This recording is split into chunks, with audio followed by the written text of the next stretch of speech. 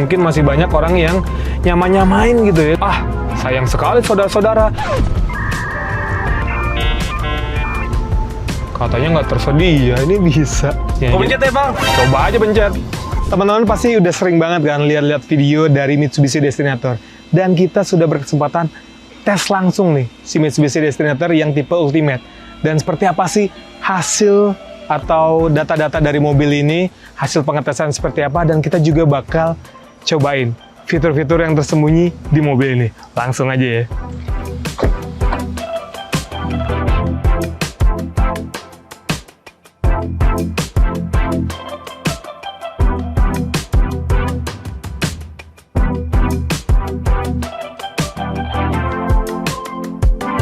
Oke, kalau yang sebelumnya kita cuma baru coba-coba sedikit, tapi sekarang kita sudah bisa merasakan langsung ya. Kita bisa pinjem lebih lama, nyoba lebih lama lagi, dan kita juga sudah memberikan atau mendapatkan data lah ya. Beberapa datanya, terutama karena kan memang ini nih spesies baru nih si Mitsubishi Destinator ini. Apa bang? Mitsubishi Destinator ya. Jadi memang ini mobil benar-benar baru, dia SUV 7-seater. Dan secara mesin pun dia berbeda dari mobil-mobil Mitsubishi lain, terutama X-Force yang mungkin masih banyak orang yang nyamain gitu ya sama Mitsubishi X-Force, padahal ini adalah mobil yang berbeda. Emang kata orang apa bang? Katanya ini adalah X-Force dipanjangin ya kan? X-Force Pro Max. Iya benar. Baik lagi tadi dari sisi mesin deh, kayak mesinnya kan mesin baru, serinya 4B40. Dia mesin 1500 cc tapi dengan bantuan turbo ya.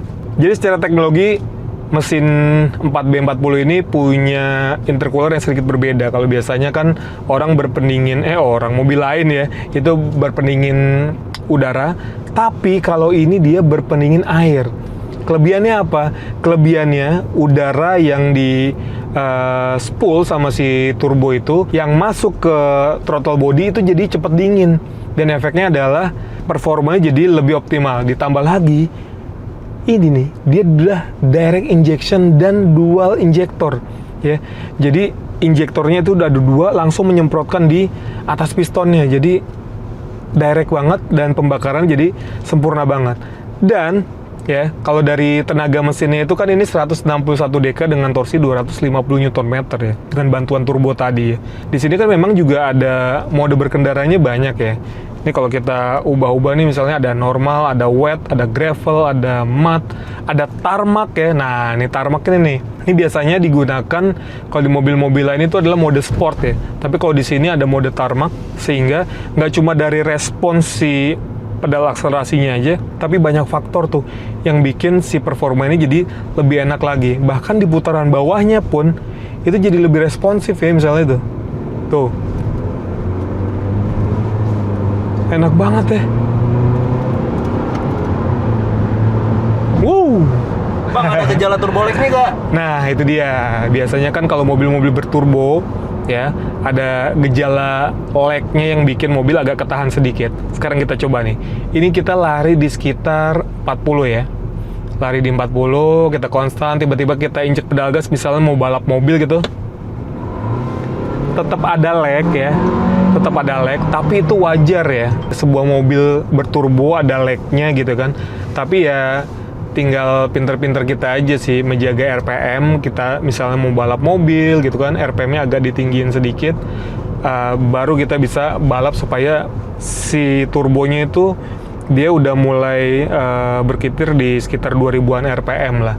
Dan emang sayangnya ini mobil nih belum ada pedal shift, itu aja tuh sayangnya tuh. Ini kalau udah ada pedal shift sih harusnya lebih enak lagi nih bang. Iya bang. Yoi. Nih ada pedal shift di sini, atau misalnya ada mode manualnya di transmisi, ini pasti akan lebih enak lagi, karena memang kita tahu DNA dari mobil-mobil Mitsubishi adalah mobil-mobil yang punya DNA soal balap gitu kan. Dan memang karakter si mobilnya ini, kalau dari bandingan suspensinya kan juga yang nggak keras-keras banget, tapi nggak yang empuk-empuk banget. Ditambah lagi dia sudah punya fitur Active Yaw Control ya kan. Apa tuh bang? Nah itu dia, jadi Active Yaw Control itu akan membantu si pengemudi, misalnya kita lagi belok ke kanan gitu ya, supaya mobil nggak terlalu over keluar atau gejala slip. Ini ada salah satu ban yang direm lah pakai sistem ABS-nya ya. Misalnya kita belok kanan, si ban belakang kanan itu agak direm sedikit supaya kita tetap masuknya pas belok itu tetap dalam gitu. Jadi mobil nggak out gitu. Dan ini ya mungkin kan ini nggak kelihatan ya. Fitur-fitur ini nggak kelihatan gitu, tapi berfungsi banget ketika misalnya kita belok dalam kecepatan yang cukup tinggi. Apa bedanya sama traction control, Bang? Nah, kalau traction control itu kan ya beda ya. Kalau traction control kan dia misalnya ada gejala slip sedikit gitu kan, rodanya salah satu yang overspin itu akan direduksi supaya si rodanya itu nggak slip. Kalau stability control, Bang? Nah, itu mirip-mirip sebetulnya sama stability control. Ketika misalnya kita ada gejala melintir, langsung sistem ABS itu juga dia bekerja supaya mobil balik lagi ke jalurnya. Jadi mobil minimalisir si mobil itu jadi melintir lah gitu. Jadi ya banyak fungsinya, dan ini fitur-fitur ini juga sebelumnya sudah ada di Xpander Cross ya, lalu di X-Force juga ada, lalu turun ke si Destinator ini. Sebetulnya awal-awalnya ya di Mitsubishi Lancer ya kan, Evo gitu kan, itu dari fitur-fitur itu akhirnya turun ke mobil-mobil yang seperti ini. Jadi ya masih oke lah kalau digunakan buat sehari-hari, apalagi ini kan mobil perkotaan ya kan, tapi sesekali mungkin diajak ke liburan sama keluarga ke remote area, dia punya ground clearance yang tinggi, itu tentu memudahkan. Karena memang kalau yang kita tahu ya, dulu rivalitas antara Toyota Kijang sama Mitsubishi Kuda ya, ini sekarang nih banyak diungkit lagi nih antara Innova Zenix dengan si Mitsubishi Destinator ini. Mungkin secara head to head bukan sama Zenix yang hybrid ya, tapi lebih ke Zenix yang gasoline misalnya tipe V gitu. Tapi kalau emang dibandingin dengan harga yang mungkin masih di kisaran 400 jutaan, tapi di Zenix itu tipe tertinggi gasoline-nya dia belum ada Toyota Safety Sense-nya. Sementara ini sudah dilengkapi dengan Diamond Sense ya. Kalau di Mitsubishi itu dia menyebutnya Diamond Sense. Dan fiturnya banyak banget ya. Misalnya kayak Adaptive Cruise Control, dia sudah ada. Udah gitu forward collision mitigation system dia sudah ada. Cuma memang sayangnya dia belum dilengkapi dengan steering. Jadi dia belum ada lane keeping assist gitu kan. Itu biasanya yang memudahkan ketika misalnya kita lagi jalan di jalan tol yang panjang gitu ya, Trans Jawa. Itu bakal enak banget sih. Udah pakai adaptive cruise control, lalu pakai lane keeping assist, udah kita tinggal assist sedikit si setirnya, perjalanan jadi lebih nyaman dan pasti nggak bikin cepet pegel si pengemudinya. Tapi tetap kayak misalnya blind spot detection, cross traffic alert, itu dia sudah ada di Mitsubishi Destinator gitu. Terus fitur-fitur lainnya juga di sini misalnya sudah ada panoramic sunroof ya. Dan panoramic sunroof-nya ini nggak cuma dioperasin dari sini nih, ternyata ya bisa juga dari layar head unit. Itu tinggal pencet aja yang logo kayak gini. Dan asiknya kita mau buka tirai berapa persen, misalnya kita 75% aja di sini gitu kan. Sayang sekali saudara-saudara, jadi kalau sambil jalan itu nggak bisa ya dari layar ini. Katanya nggak tersedia, ini bisa. Tadi suruh berhenti ya tulisannya, tapi ini bisa nih, misalnya dibuka 50% kayak gini ya kan.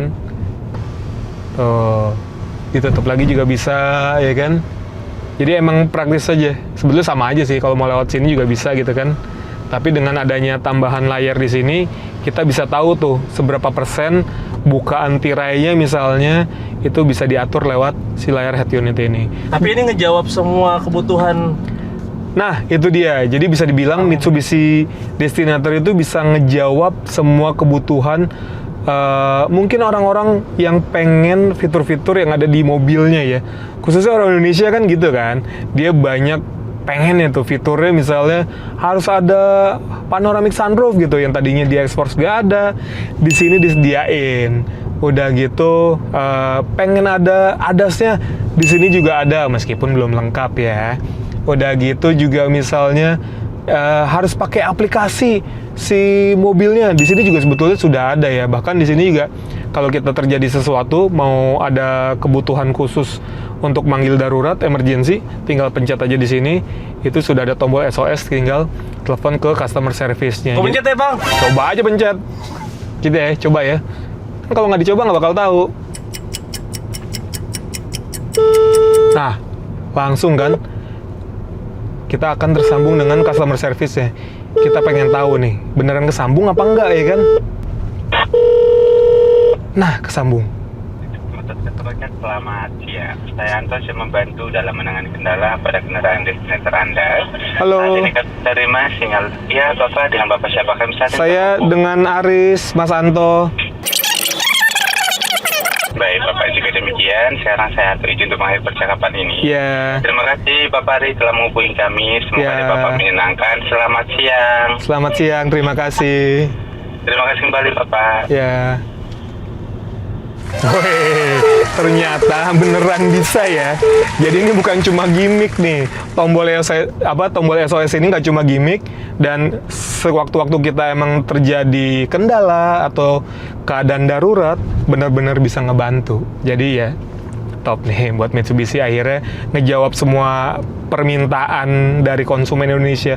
Tapi emang ya dari mulai Expander kemarin, Mitsubishi itu jadi benchmark sebetulnya, terutama dari ruang penyimpanan yang banyak banget. Dan di sini ini ruang penyimpanan banyak banget sih emang ya. Bahkan di baris kedua itu sudah disediakan juga ada meja lipat segala ya kan. Untuk di row ketiga atau baris ketiga itu pun juga banyak banget tempat penyimpanan. Bahkan untuk port USB, nggak cuma Type A dan Type C, itu ada di setiap baris ya. Di depan ada, di tengah ada, di paling belakang pun ada. Jadi ya udah, ini mobil super lengkap, dan harganya juga bisa dibilang oke ya. Karena di bawah 500 juta, ini sih masih oke banget nih. Harusnya sih ini lebih banyak peminatnya nih, karena memang sesuai banget dengan karakter orang Indonesia. 7 orang penumpang, bisa dibawa kemana aja. Ya tenaganya yang nggak berlebihan, tapi ya cukup lah ketika misalnya untuk nanti bawa 7 orang penumpang ataupun 5 orang penumpang, tapi dengan bawaan barang yang cukup banyak.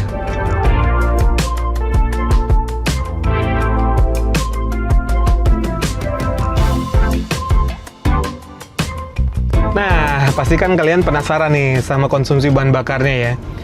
Jadi kalau di rute dalam kota, hasil pengetesan kami itu, si Mitsubishi Destinator itu dengan segala teknologi yang ada tadi ya, misalnya turbo, udah gitu intercoolernya juga dia berpendingin air, sudah gitu juga dual injektor ya kan, hasilnya adalah di 13,6 km per liter. Tapi yang pasti itu harus pakai bahan bakar yang berkualitas ya.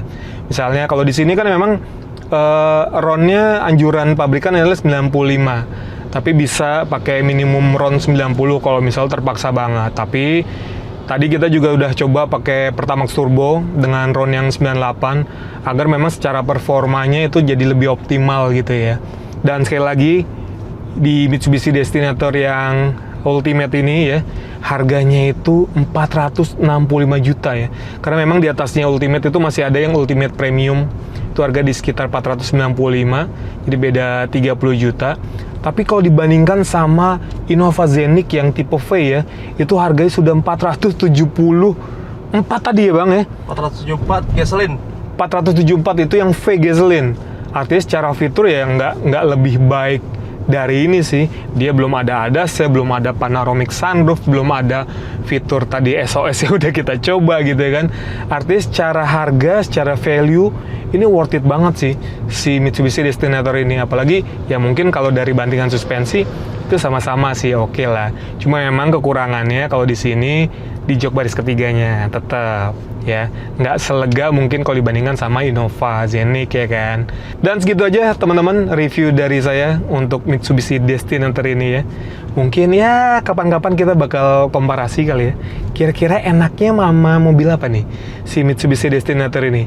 Kita komparasinya mungkin sama Innova Zenix bisa, atau mungkin mobil-mobil di kelasnya, apa ya mobil di kelasnya ya, yang kira-kira harganya juga setara nih mobil nih. Mungkin 38 CSH Bang. waduh, berat lah itulah. Harganya mirip tapi secara teknologi itu pasti lebih unggul. Mungkin teman-teman punya jawaban, langsung jawab aja di kolom komen ya.